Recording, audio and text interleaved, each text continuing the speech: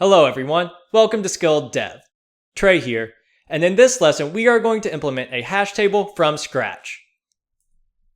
Our hash table will have three methods: get, insert, and remove. Get will allow you to access a value by its key, insert will allow you to add or update a value by its key, and remove will delete the item from the hash table.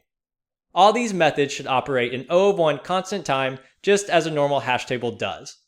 For this to work, we are going to assume we have sufficient size for the data and also a proper hash function. We are actually going to implement our own simple hash function, but we're not going to be too concerned if it's perfect. We just want something that will work with the example and also give us a view of what's happening underneath the hood. We do need to handle hash collisions. This means if a key creates the same hash as another key, we need to bucket them correctly. We are going to pass an initial size to our hash table. What this does is allows us to tune it up and down so we can see what happens when hash collisions become very high and we create this linear time lookup scenario. Finally, you need to store the data in an array. Hash tables actually work on top of arrays in practice. What they do is they take your key and they convert it into an index in the array. And we know that arrays get constant time lookup at their indexes. Alright, let's dive in and implement a hash table. So now we have the shell for our hash table implementation. It starts with a constructor where we pass a size, we set the size internally, and what this does is it sets the maximum length for our hash table, which is stored in the table array. We have our three methods, all of which you can see use a key, and then finally we have the hash function, which will convert a string key into an index in the table array. Let's start with our hash function implementation since it will be used by all the methods. So the key is a string, and the hash is going to be an integer, which will be between 0 and the size of our table array. We're going to iterate through each character in our key string.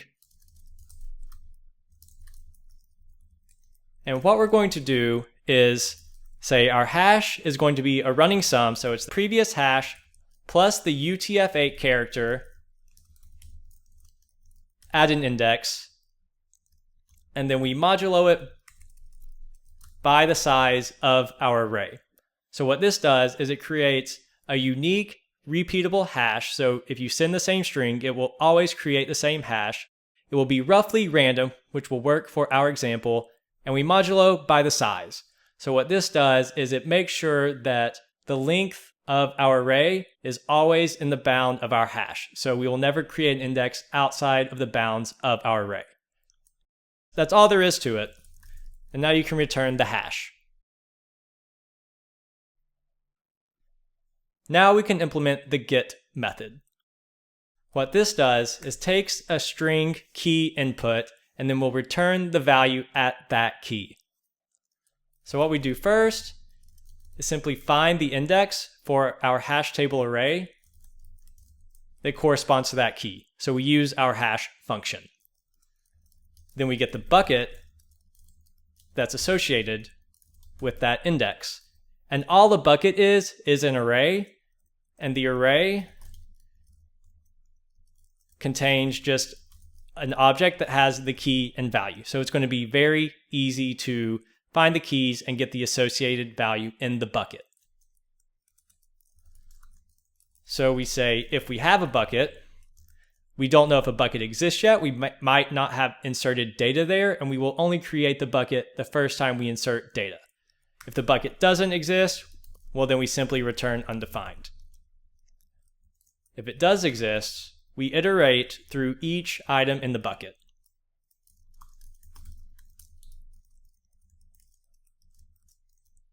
Then we say if the item at that index, if its key is equal to our input key, well then we just return the value for that bucket item. Now we can implement the insert method. And what this method does is it will allow us to add or update an item in our hash table. So it starts the same as our get method. We simply get the index associated with the key. So we hash the key. And then we check if we have a bucket initialized yet for this value. So we only initialize a bucket the first time we see it. If it doesn't exist, we create a bucket which is just an empty array. Now we want to get the current value at that bucket. So all we're doing here is seeing if a value exists for this key. So we need to know if it's going to be an update or an insert. So if the type of current value does not equal undefined, so this is going to be an update, well, now we need to find the item in the bucket and change its value. So we know the bucket exists and the item exists in the bucket. So we get the bucket for that index. We're going to iterate through each item.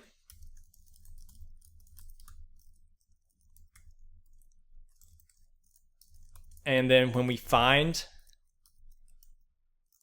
the right key,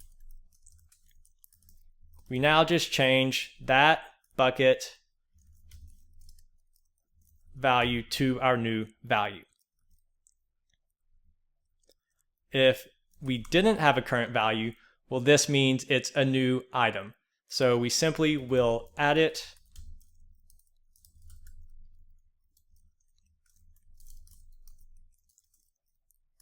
to the bucket. Since the bucket's an array, we just push the key value object. All right, and now we're ready to implement the final function of our hash table remove. And what this does is it deletes an item from the hash table. It's actually going to be our simplest method because it's going to reuse logic from get and insert. And what we do is first get the item at that key, and then we insert undefined for that key. So this may actually seem like a little bit of a hack. We're not actually deleting it, but from the user's perspective, if they try to get a key that doesn't exist, it returns undefined. So for them, it will be deleted. So we can say that this has been effectively implemented given this constraint. And then finally, to let the user know what was removed, we just return the value that we initially found.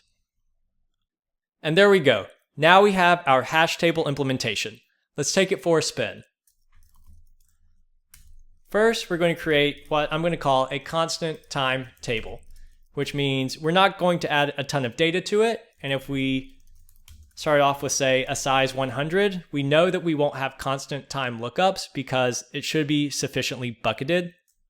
Let's just insert some items now. We're going to insert 5 items: cookies, hand sanitizer, bananas, cookies again, and laptops. So you see that we inserted cookies twice. You should notice that it will actually update to 12. Let's take a look at our whole table when we run it.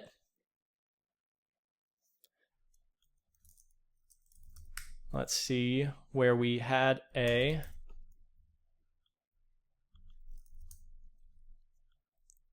misspelling. And there we go. Fixed our bug, and we have our hash table implementation working. Bananas 8, hand sanitizer 100, cookies 12, laptops 1. And then our get method works. So we can see insert, added, and updated, and that we actually have buckets here. So we have 4 different buckets, and then you can see all these empty items as well, where the buckets have not yet been initialized. Okay, now let's see what happens with a linear time constraint. We're going to have a size of 1. So we would actually have entire collisions in this case, or there's only one bucket, so every item will be in the same bucket. So we insert the values, we call get,